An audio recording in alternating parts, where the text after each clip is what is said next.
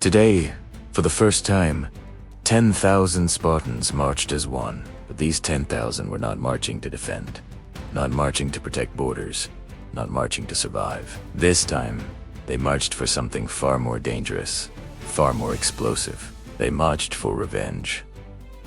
And what you are about to hear is not the usual story, not the recycled version that every history book or storyteller gives you. No, this is the truth they never dared to tell, the parts they left out, the moments they buried. If you stay until the end, you will see the story the world has forgotten. 300 Spartans fell at Thermopylae against a Persian army of 1,000,000 strong.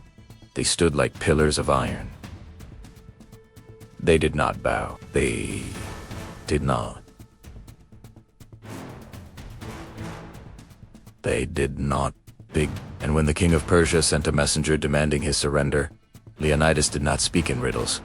He did not waste time in councils. He said 2 words. Come and take them. Those words weren't just a refusal, they were a spark that would set all of Greece ablaze. For 3 days, the 300 held out. They fought shoulder to shoulder, a living wall of courage against impossible odds. A secret path, shown to the Persians by a traitor, led them behind the Spartans, surrounded, outnumbered, trapped. They could have surrendered. Any ordinary army would have fled. Any ordinary man would have broken. But these were Spartans, and Spartans wouldn't back down. Even when the last spear fell, even the swords bent, even the walls of their bodies gave way, they fought with their bare hands. They fell like giants, their names etched in history. The king of Persia later admitted it. If I had 300 commanders like him, I could have conquered the world. Think about it. The greatest empire on earth humbled by just 300 men. But here is where the story doesn't end. It explodes into something far greater. Thermopylae was not the fall of Greece, it was the awakening. The Persians thought they had crushed a rebellion. In truth, they had created a storm that now marched in the form of 10,000 Spartans, 10,000 warriors, whose armor carried the dust of Thermopylae, and whose hearts carried the ghosts of the 300. They marched with a silence so heavy that even the mountains stood still. Because this time, they were not marching to protect a pass, or defend a city, or hold a line. This time, they marched to answer a debt of blood. And on the other side, across the plains, the Persian Empire prepared itself with pride, swollen like a beast that believed it could never fall. The Persian general Mardonius Arrogance, most trusted commander, had been sent back to Greece with one order: finish what Xerxes started. Crush the Greeks completely, break their spirit, burn their cities, and make their resistance an example so terrifying that no future nation would ever dare raise its head again. Mardonius believed Sparta was finished. He believed Thermopylae had drained them, that Greece was scared, weak, shattered. He told his officers, "They will run the moment we strike." He laughed at the thought of Greeks standing on open ground. He mocked the idea that Spartans could fight without a narrow pass to protect them. Persia wasn't coming to fight a battle, it was coming to collect taxes from a broken land. But Greece was not broken. As the Persian banners rose on the horizon like a moving forest of gold, the Spartans took their place atop the plains of Plataea. No walls, no cliffs, no narrow gates. Just earth, sky, and 2 armies facing each other. Mardonius looked at the Spartans as if they were insects who had forgotten how small they were. He told his men, "The Spartans only know how to die behind a rock." He was convinced this would not be a battle. It would be a punishment. But when dawn broke, something happened that he never expected.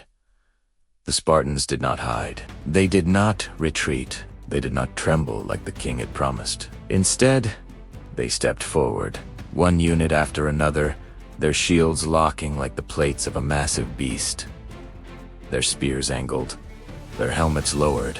10,000 Spartans, moving as one living machine, not shouting, not roaring, just breathing, the kind of breath an army takes right before it tears history open. Mardonius paused. For the first time, he saw something he had not seen in Thermopylae. Not desperation, not sacrifice, but intention, purpose, revenge. These men were not defending their home, they were coming for him. Still, his pride would not let him believe. He unleashed tens of thousands of archers. A black cloud of arrows filled the sky and fell like a storm of death dust. Shields thudded. The Persian officers cheered, convinced that any force hit by that many arrows would crumble. But then, the dust cleared, and the Spartans were still there, unmoved, unbroken. Their shields raised, their formation perfect. They had survived arrow storms before. They had survived impossible odds before. And now they survived it again, not because they were defending, but because they were coming. The Persian archers fired again and again, but the Spartans did not step back. They stepped forward. That moment broke something inside the Persian ranks. The image of an army that refused to fall. It wasn't human anymore, it was myth rising in front of them, a legend returning for vengeance. Mardonius, frustrated and insulted, ordered his elite cavalry to charge. Persian horses thundered across the plain, lances pointed like a crashing wave. Dust swallowed the earth. Trumpets screamed. The cavalry smashed into the Spartan shield wall with the force of a landslide. But the wall did not break. The Spartans absorbed the impact, like iron absorbing fire. They braced, pushed, and shattered the charge. Horses tumbled, riders fell, and then the Spartans moved forward again. By now, every Persian soldier understood a truth their general refused to see. This was not the same Greece they had fought before. These men were not running. They were hunting. Mardonius tried one last desperate move. Personally led his strongest infantry unit into the center. He believed that if he broke the Spartan line, he could still win the day. He believed that the Spartans were just stubborn soldiers finally cornered on open land. He believed that Persia's numbers would crush them. He did not understand Spartans. When Mardonius' elite troops clashed with the Spartans, the earth shook. Shields slammed, spears thrust, bronze clashed with iron. The Persian center roared forward with fury, but the Spartans roared back with vengeance. They fought like men who had waited a year for this moment. Every strike carried the weight of Thermopylae.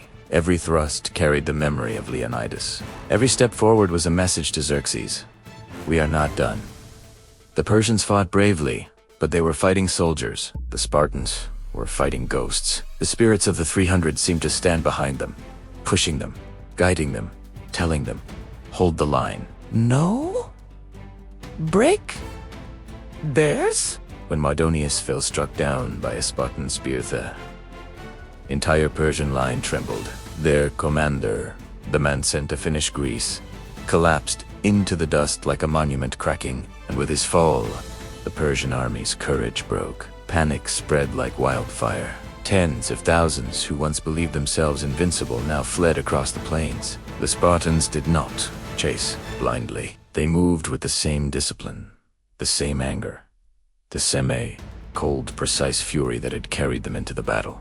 By sunset, the plains of Plataea had changed color. Persia's arrogance was buried there. Persia's pride was crushed there, and the ghost of the 300 was finally at peace. The world would remember Thermopylae as the place where 300 Spartans fell. But Plataea became the place where 10,000 Spartans stood up and made the greatest empire on earth kneel.